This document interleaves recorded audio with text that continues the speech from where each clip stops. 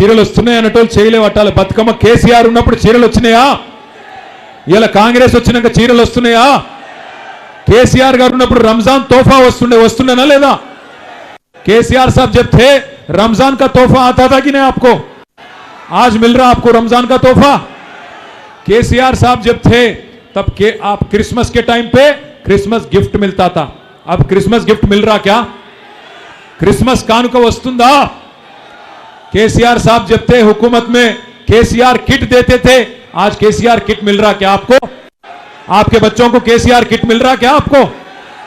2 साल में एक वादा नहीं निभाए, एक भी स्कीम ढंग से अमल नहीं करे, क्या मुंह लेके फिर वोट मांगने आ रहे कांग्रेस वाले? हमें तो नहीं समझ आ रहा. मुझे एक छोटा सा जुमला याद आ रहा है. वादे तो हसीन करते हैं, वादे तो हसीन करते हैं पर निभाना भूल जाते हैं. वादे तो हसीन करते हैं पर निभाना भूल जाते हैं. आग लगा के सीने में बुझाना भूल जाते हैं. आग लगा के सीने में बुझाना भूल जाते हैं. वादे तो हसीन करते हैं, निभाना भूल जाते हैं. మాటలు చెప్పిండ్రు కానీ నిలబెట్టుకునే తెలివి లేదు, వాటిని అమలు చేసే జ్ఞానం లేదు. ఈ రోజు ఒక్కసారి మీరు దయచేసి ఆలోచన చేయండి. కేసీఆర్ గారు ఉన్నప్పుడు ఒక్కొక్క పేదవాడికి ఎంతో కొంత లాభం జరిగింది.